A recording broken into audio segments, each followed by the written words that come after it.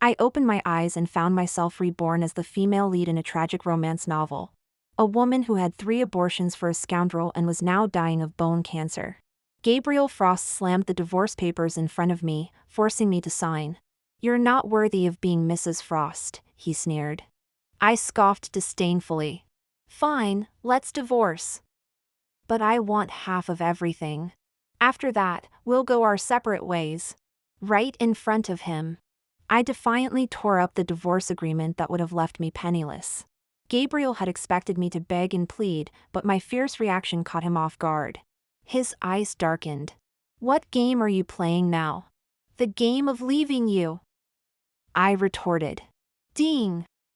This novel reminds you to click the subscribe button in the bottom right corner to read the complete novel.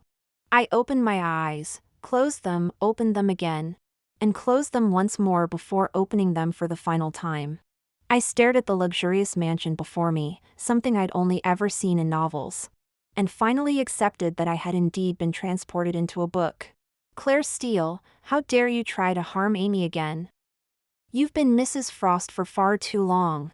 An angry male voice came from behind me. I turned around to see a strikingly handsome man slapping a document down in front of me. The words divorce agreement glared at me, painfully obvious.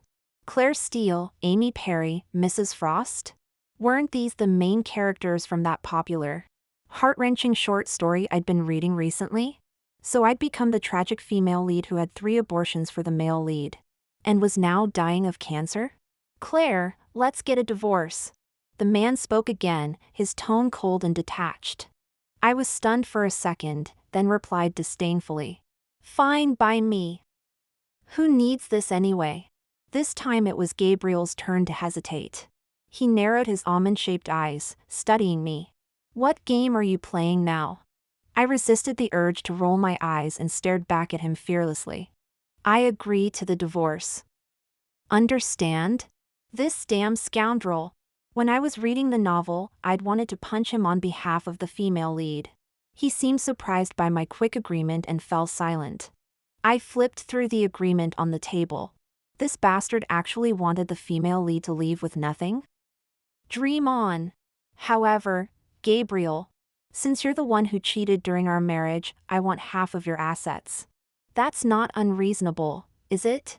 If you agree, we can draw up a new divorce agreement right now and go our separate ways. Right in front of him, I defiantly tore the unfair divorce papers to shreds. "Claire, you've finally shown your true colors.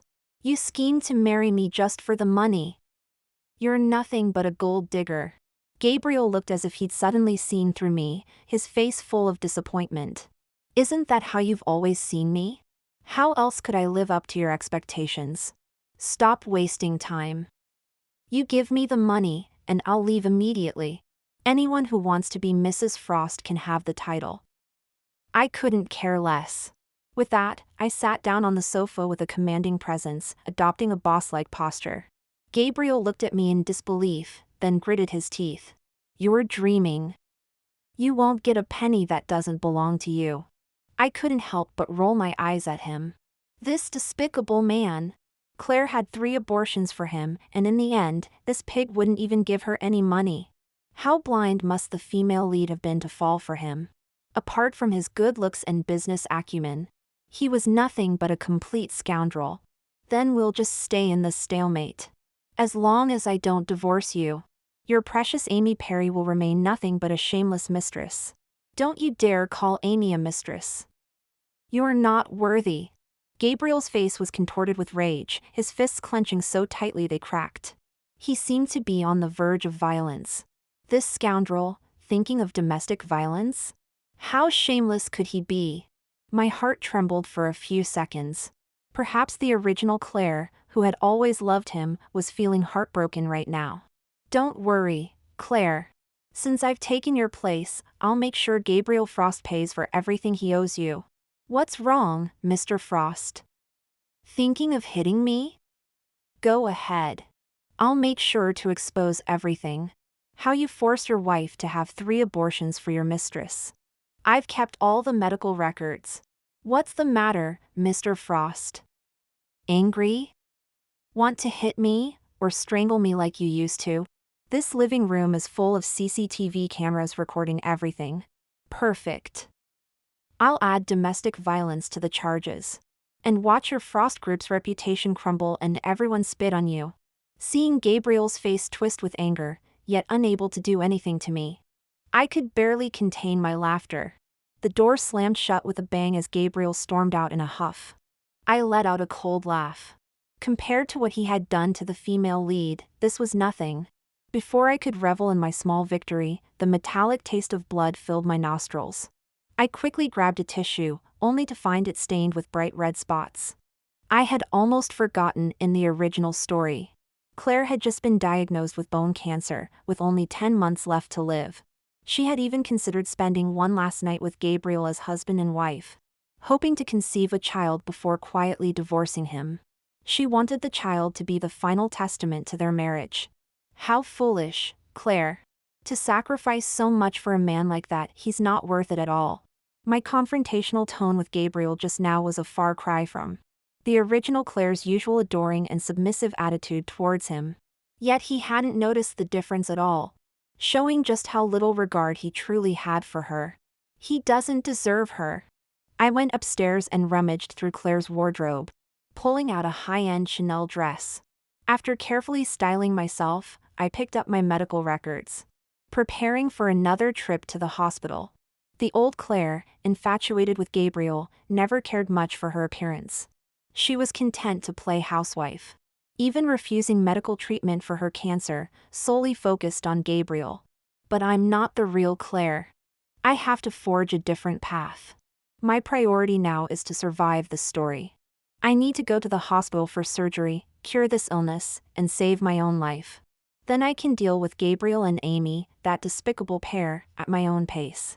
Just as I opened the front door of the mansion, a figure suddenly lunged at me. Claire, darling, I'm so sorry. Please don't blame Gabriel.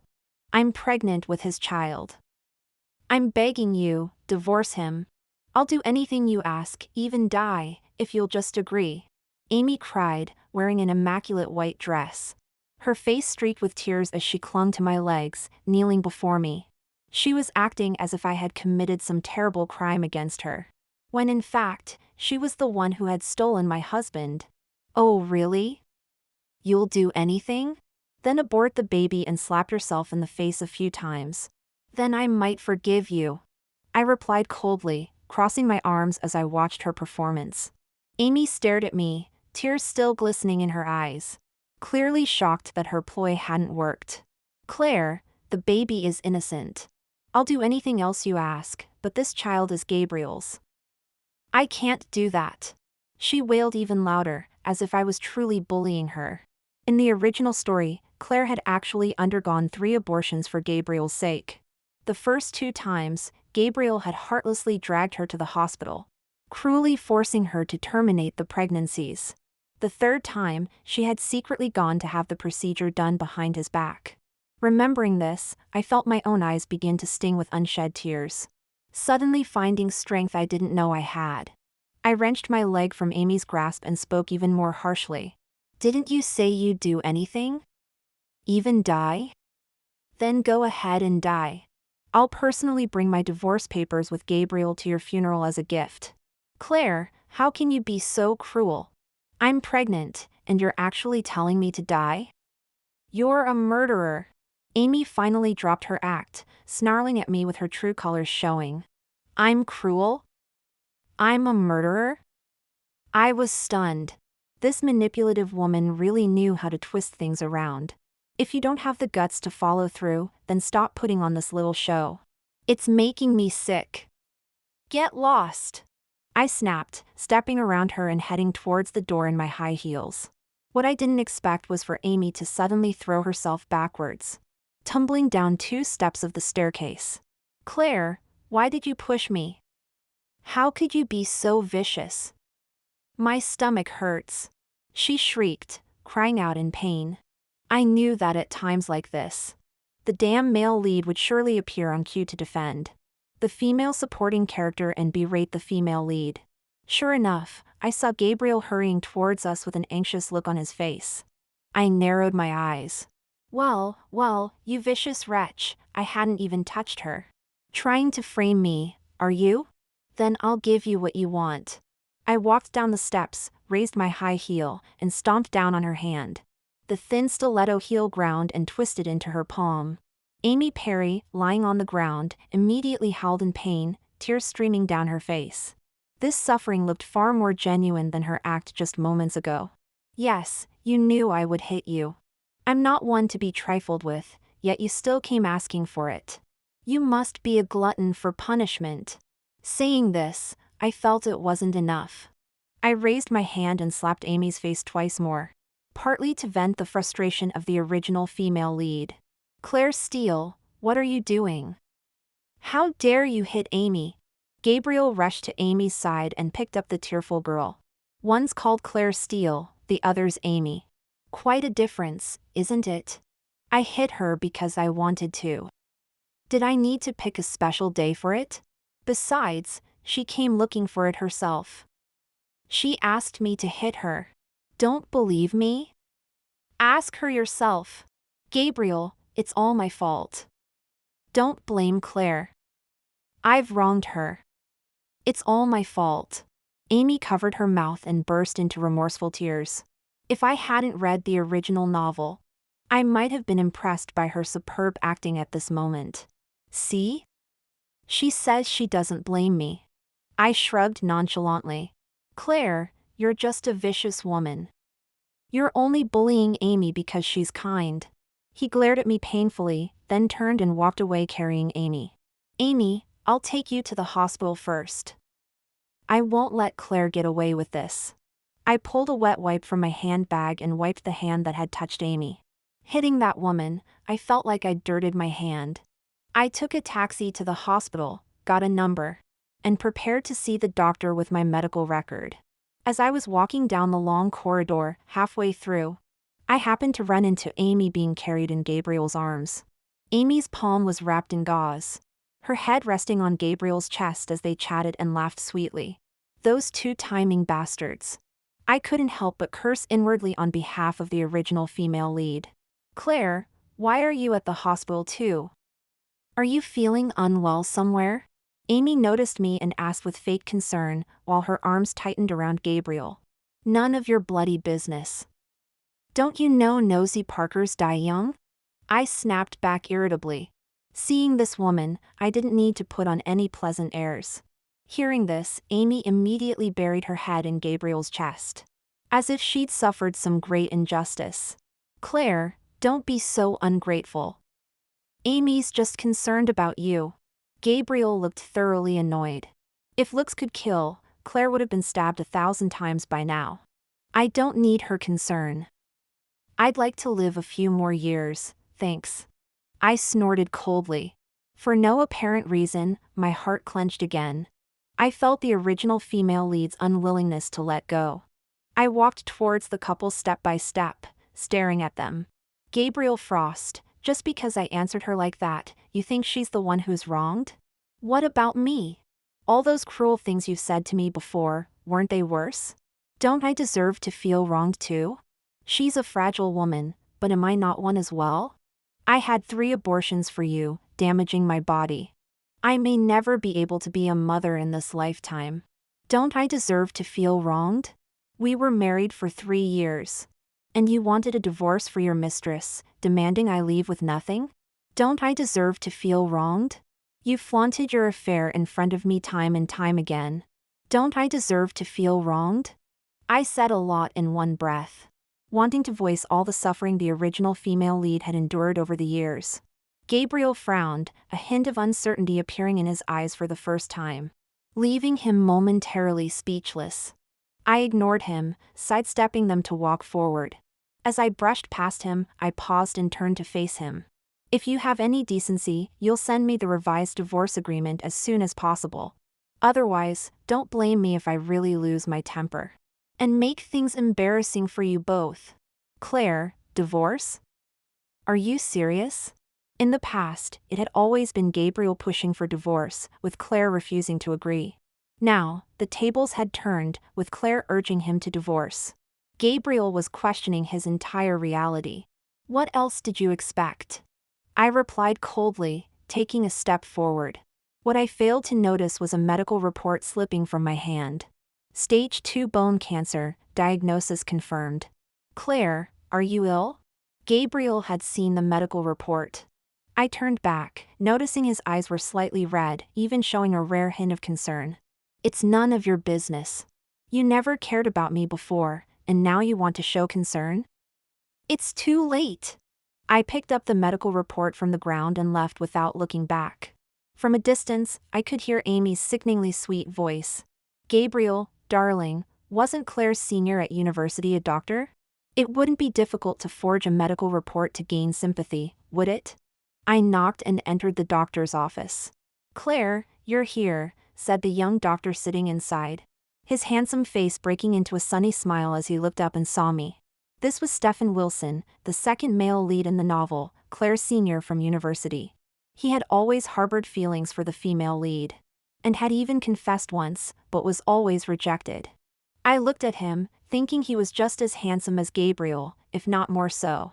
Most importantly, he was deeply devoted to the female lead.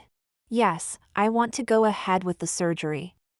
You'll help me, won't you? Are you sure? Have you discussed this with Gabriel? The surgery only has a 25% success rate. Stefan was clearly genuinely concerned about me. I'm divorcing him. I'm making my own decisions now. Even if there's only a 25% chance of success, I trust you. I'm putting my life in your hands. In the original novel, compared to all the cruel things the male lead had done to the female lead, the second male lead was like a ray of light in her dark world. Divorce? You've come to your senses? Stefan studied me carefully for a long moment before coming to a conclusion. Claire, I feel like you've become a different person today. Even the second male lead could notice the change in Claire, while Gabriel, her husband of 3 years, couldn't. It's true what they say, you don't know what you've got until it's gone. My fondness for the second male lead increased another notch. Is that so? Perhaps you could call it a rebirth. Finding out I have bone cancer and am dying soon has made me see things clearly. I've finally given up on that scoundrel. I smiled resignedly, as if narrating someone else's story. All right, I'll perform the surgery myself. Trust me, Stefan said solemnly. Okay, but before the surgery, there are 2 things I need to do. Get divorced and make that cheating couple pay. When I returned to the mansion, as soon as I entered, I saw a figure sitting on the sofa. He seemed to have been waiting for me for a long time. Have you prepared the divorce agreement? I put down my handbag and sat down across from him, asking him as an equal. In the original novel, whenever Gabriel came home, Claire wouldn't dare to sit if he was standing. If he sat down, Claire would humbly wait beside him, ready to serve tea or water at his command. Are you in such a hurry to divorce? Gabriel's face darkened, perhaps due to the stark contrast. I'm worried the child in Amy's womb might get impatient. Surely you wouldn't want the baby to be born out of wedlock? I said calmly. Divorce is just the first step, Gabriel. You just wait and see. Gabriel nodded, his eyes filled with an emotion I couldn't quite decipher. Was it sorrow? Regret? Guilt? All right, the new agreement is here. Have a look, he said, methodically pulling out a document from his briefcase and sliding it towards me.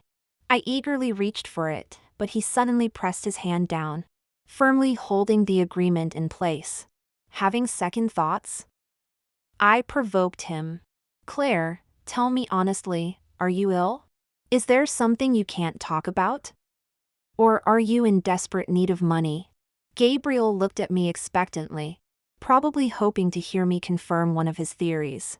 Dear, you're overthinking it, I said, ignoring his stony expression as I pushed his hand away, and began to carefully examine the divorce agreement.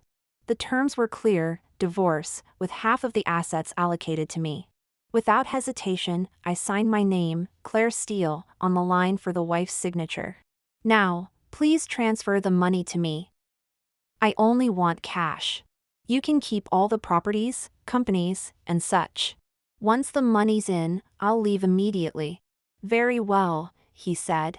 As he stood up to leave, his silhouette seemed unusually forlorn. By the time I had packed my bags, my phone pinged with a notification of a massive sum being credited to my account. Half of the Frost Group's assets, a figure with countless zeros after the first 5 digits. Once I've dealt with that cheating couple and had my cancer surgery, I'll take the man's money and live it up with Stefan. Outside the mansion, a discreet black luxury car was waiting for me. Seeing me emerge, Stefan Wilson got out and gentlemanly helped me load my luggage into the car. "Thank you," I said. "Claire, there's no need for thanks between us," Stefan replied with a shy smile. I took one last look at the luxurious mansion, the marital home of Claire and Gabriel. Leaving it behind did tug at my heartstrings a bit. From my handbag, I took out 2 thick envelopes and dropped them into the mailbox outside the mansion. Suddenly, I felt a weight lift off my shoulders. "Shall we go, Stefan? You helped me with the luggage, so let me treat you to dinner." I turned to look at the second male lead's perfect profile. As if carved by a master sculptor, refined and gentlemanly.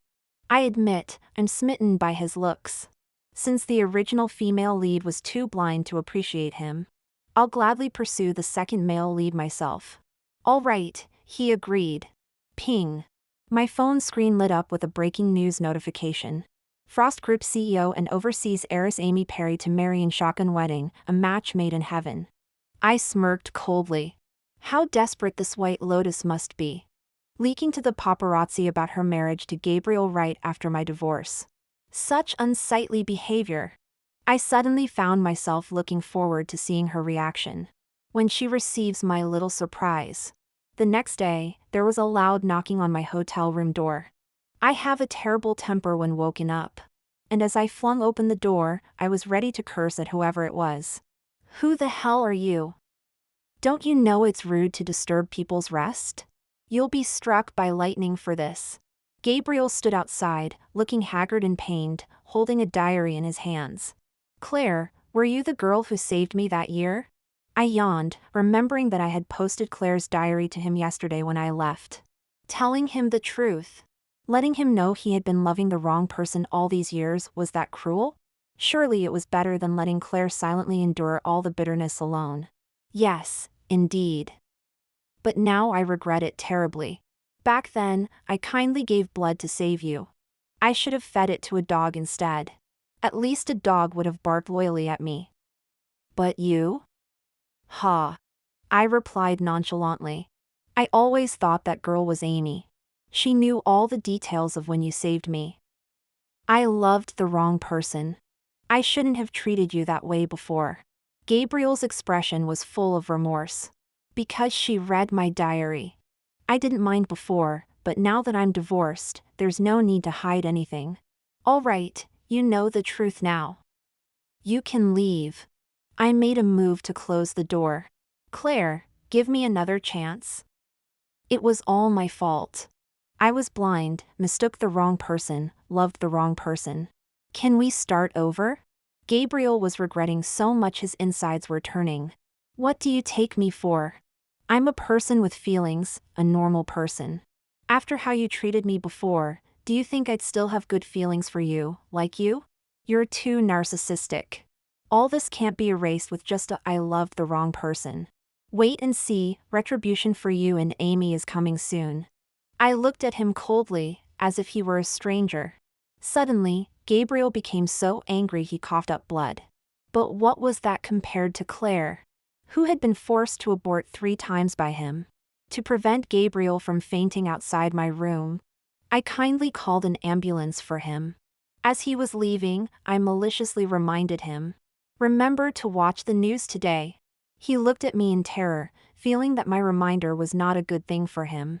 Goodbye, Gabriel Frost. Never see you again. I waved goodbye to him. In the afternoon, I sat in a lounge chair, sipping Earl Grey tea while watching the news flashing on my phone. Frost Group fiancé, addicted to plagiarism, all famous design works are copied. Overseas graduate? Actually a maid's daughter, never even attended high school. Shotgun wedding? The child's real father unknown. Frost group fiancé seen entering hotels intimately with multiple men. Photos attached below. Plagiarism dog Amy Perry, get out of the design circle. Frost group CEO, covering up or condoning fiancé's fake identity. Frost group stock plummets, image completely ruined. I looked at the news with satisfaction. The things I had mailed from outside the villa yesterday. I didn't expect those magazines to act so quickly. After reading the original novel, I knew that Amy's designs were actually all from Claire's hand. She had stolen Claire's design drafts and even shamelessly begged Claire not to expose her. The previous Claire was soft-hearted, but I'm not. Including Amy's identity, she was actually just the daughter of Claire's family maid. So she had the opportunity to read Claire's diary and know the whole process of Claire saving Gabriel. That's how she successfully impersonated Claire and made Gabriel mistakenly fall in love with her. As for Amy's child, she had tried to drug Gabriel but failed. She could only find different men until she successfully got pregnant. There was a knock at the door. I went to open it. It was Stefan. Thank you for helping me. Without your assistance, I doubt those magazines would have dared to expose the Frost Group scandal so openly, I said to him. I'll always help you with anything you want to do. So, there's no need to thank me, Stefan replied, his face full of affection. It would be a lie to say I wasn't moved. By the way, when you came over, did you check on Gabriel in the hospital? How is he? I asked about Gabriel, not out of concern for him. He saw the news and coughed up blood again in anger. When the heart is troubled, it's the hardest to cure. I'm afraid he'll be in hospital for a long time. Stefan's expression could be described as somewhat gloating. Then he looked at me very seriously and said word by word. Claire, you don't need to feel guilty or soft-hearted. Gabriel Frost owes you all of this. I nodded. As we left the hotel, Stefan went to the car park to bring the car around. I stood on the steps when a disheveled woman emerged from a corner. It took me a while to recognize her as Amy Perry. Her hair was a mess, and her clothes were even stained with vegetable leaves and egg that someone had thrown at her. Claire Steele, you've ruined me. I'm going to kill you. Amy suddenly rushed towards me with a knife. I instinctively dodged. Amy, who had lunged at me, couldn't stop her momentum, and her head crashed into the glass behind me. Her forehead was bleeding profusely, looking miserable and frightening. Amy, this is your karma. And everything I exposed was just the truth. You didn't think that the false image you presented to others would become real after a while, did you? Fakes will always be exposed one day, I said coldly and firmly. With a clang, the knife in Amy's hand fell to the ground. She collapsed to her knees in front of me, tears streaming down her face. Claire, I'm sorry. Everything I did was because I was blinded. I can return all those design competition trophies to you. I can give you back your identity. I just beg you, don't let Gabriel leave me. I just went to the hospital to find him, but he wouldn't even see me. Please, help me. Can you plead with Gabriel for me? He's the only one in the world I can't lose. She said this with red eyes, banging her head on the ground as if in desperation. I didn't say anything, just watched her like a bystander, without a shred of sympathy or pity. Her behavior attracted quite a few onlookers from afar. I saw people starting to point and whisper about me. Some saying I was cruel and heartless, but I didn't react. After a while, seeing that I still hadn't responded, she lifted her bloody forehead and stared at me, cursing. Claire, how can you be so heartless? You're truly cruel. Done with the act? Your true colors are showing. I exposed her performance without mercy. I advise you to save your energy. Go cry in front of Gabriel if you want, don't disgust me here. I'm not falling for your tricks. I said as I started to walk away. Claire, you're forcing me to do this. Seeing that I had no intention of helping her, Amy's eyes turned vicious. She picked up the knife from the ground and lunged at me again. I thought she was going to try to kill me again. But this time, she turned the knife on herself and plunged it into her own body. Help! Murder! Amy clutched her bleeding stomach, desperately grabbing my hand and crying out loudly. I let out a cold laugh. This woman was truly vicious, going as far as stabbing herself in her frenzy. You wretched woman, I warn you to stay away from Claire. Otherwise, don't blame me for being unkind. Suddenly, a tall figure appeared, mercilessly kicking away Amy, who was clinging to me, and shielding me behind him. It was Stefan. In the past, it had always been Gabriel who showed up at times like these. But he always protected Amy. This time, it was different. I had become the woman being protected. Simply because the man in front of me was Stefan. How to describe this feeling? It was like a warmth spreading through my chest, my heart racing uncontrollably. Stefan, I'm fine. Let's just call the police. I patted Stefan's hand reassuringly, then pulled out the hidden camera I had prepared in advance from my pocket. Having read the original novel, I had anticipated that Amy, being the woman she was, wouldn't give up and would definitely come after me. So, I had secretly brought a hidden camera to record this woman's vicious and ruthless side. Seeing that I had a camera, Amy completely panicked, collapsing to the ground, the light fading from her eyes. After the police arrived, I played back the footage captured by the hidden camera, showing how Amy had tried to stab me, then staged her own injury in an attempt to frame me. In the end, with irrefutable evidence, Amy was handcuffed and taken away in the police car, charged with attempted assault. It was said she could face 3 to 10 years in prison. If there was ever an example of digging one's own grave, it would be foolish women like Amy Perry. Claire, I've avenged you. In the hospital operating theater. I lay on the operating table, dressed in a hospital gown. Looking up at the shadowless lamp above, I couldn't help but tremble with fear. With only a 25% chance of recovery, it was either complete healing or death on this operating table. I cherished my life dearly, and even though I had transmigrated into this story, I was still terrified of dying. Stefan, wearing a white doctor's coat, had just finished checking the surgical equipment.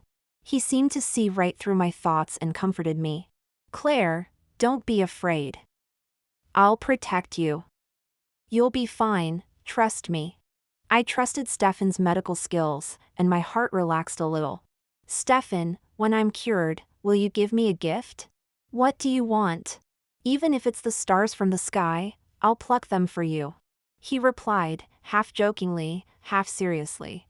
If I wasn't about to have surgery, I would have burst out laughing. Then I want to ask you a question first. You said I've changed a lot recently, right? Do you prefer the old Claire or the changed Claire? He was taken aback, clearly not expecting me to ask this question. Don't rush to answer. Give me an answer after the surgery, okay? Come closer, I'll whisper in your ear what gift I want. All right. He leaned down, listening intently to what I had to say. As soon as I finished speaking, I saw his eyes change noticeably. Let's start the surgery. We'll talk about everything after it's over, okay? I wasn't in a hurry for his answer. Okay. The red light of the operating theater immediately lit up. When I opened my eyes again, it was 3 days after the surgery. I wanted to move my fingers but found my hand enveloped in another warm, dry hand. Turning my head, I saw a black-haired head resting on the edge of my bed. The man was fast asleep, but his hand was tightly holding mine. As soon as I opened my mouth, my throat felt like it was on fire. Stefan noticed the movement and rubbed his forehead, looking at me with delight. Claire, you're finally awake. After that, he helped me drink water and eat some porridge, taking care of me meticulously. When I had fully recovered, he opened his mouth, seeming to have pondered for a long time. While you were unconscious, Gabriel came to see you. He said he regretted everything and wanted to pursue you again, but I threw him out. I looked at him and praised. You did the right thing. A good horse doesn't need old grass, and that rotten horse doesn't deserve a second chance. Let him sod off. Stefan's eyebrows lifted with pleasure when he heard this. Yesterday I saw the news. Because of the Frost Group's scandal, shareholders are demanding to withdraw their investments. I reckon Gabriel is in a right pickle now. Serves him right. I added, as if to confirm that I had no expectations for Gabriel anymore. Stefan solemnly took out a blue velvet box from his pocket. Claire, I've prepared the gift you wanted. Will you accept it? The box opened to reveal a sparkling 10-carat diamond ring nestled inside. My ears started ringing, like fireworks going off. Was it my heart bursting with joy? My heart nearly leapt out of my chest. So, what's your answer? I still tried to control myself. Claire Steele, no matter what version of you it is, as long as it's you. Claire, I love you. Anyway, I've chosen you for this lifetime. Stefan took out the diamond ring and slowly slipped it onto my ring finger. After being discharged from the hospital, I temporarily stayed at a hotel, planning to move in with Stefan after we got married. There was a knock at the door. I hesitated, exchanged a glance with Stefan, and we went to open the door together. Gabriel was standing outside. However, I almost didn't recognize him. Compared to before, he seemed to have aged considerably. Under his eyelids were dark circles, as if he hadn't rested well for a long time. His chin was covered with stubble, making him look 10 years older. His white shirt was half tucked into his trousers, half hanging out sloppily. He no longer appeared as the polished business elite, always presenting himself impeccably in front of others. Seeing Stefan and me standing together like a perfect couple, he was visibly shocked, stunned as if struck by lightning. Gabriel, why are you here? Do you need something? I was the first to speak. Are you two together? Gabriel's lips twisted into a smile uglier than crying. Seeing that I didn't immediately answer him, he spoke again, looking defeated and bitter. I suppose so. I'm just your ex-husband. I don't have the right to ask you such questions anymore. Claire, I missed my chance with you. Mr. Frost, you didn't come all this way just to chat about this, did you? I don't think our relationship is suitable for casual conversation anymore. I folded my arms across my chest, showing no interest in talking to him further. Claire, could you lend me some money? His eyes flashed with embarrassment. Because of the negative impact of that incident, shareholders are all demanding to withdraw their investments. I've given you almost all my cash, and I can't liquidate any of my fixed assets. I can only ask you to lend me some for now. The once powerful Mr. Frost, now humbly asking me for money. I don't know if it was because of the original female lead's influence, but I couldn't help feeling a bit sympathetic. I took out my phone and transferred him some money directly. This money is not a loan to you. Just think of it as compensation for the loss of your youth, and the money I pay you for sleeping with me over the years. For a man, being given compensation for his youth is not very damaging, but extremely insulting. Stefan, standing behind me, laughed unkindly. Thank you. After receiving the transfer, Gabriel didn't say much more and turned to leave. I watched his figure gradually shrink into the distance, thinking that this Gabriel was quite unfortunate to encounter me, a transmigrator. He might well be the most miserable male lead in the novel, but it was also his own doing, forcibly turning his role as the male lead into a supporting character. So, let his punishment end here. A month later, Stefan and I got our marriage certificate, and held a grand wedding of the century in our city. I sent Gabriel a wedding invitation, but he didn't attend. 3 years later, I gave birth to a boy and a girl for Stefan. We traveled the world with our children. This was originally the ending of this novel, where the female lead Claire Steele had a change of heart and reconciled with Gabriel Frost, who was desperately trying to win her back. But because of my arrival, all of this became my happy ending with Stefan, the original second male lead. However, I think this new ending I've rewritten is better. Belated affection is more humble than grass.